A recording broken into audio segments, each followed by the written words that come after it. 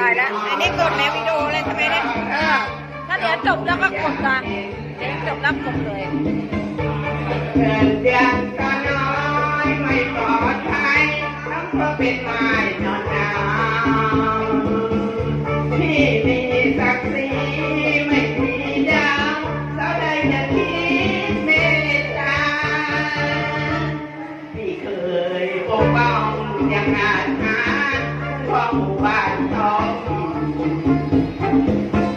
หน้าตาคำซอยที่เธอ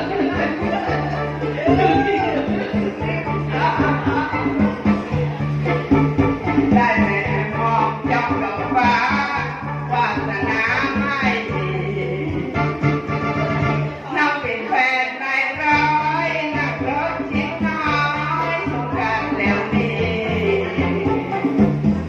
หมอสอบคนจนคนอย่างพี่นั่งรถเอ็นซีล้อหน้าอายไม่สบายไม่สมคุณนายเหนื่อยที่คงจำด้อยด้อยศึกษาน้ำตาต้องเช็ดหัวเข่าแต่ปืนตะเวนทั่วป่าเขาทุกคนใครเราเขาเห็นโดดเดียวเดียวนา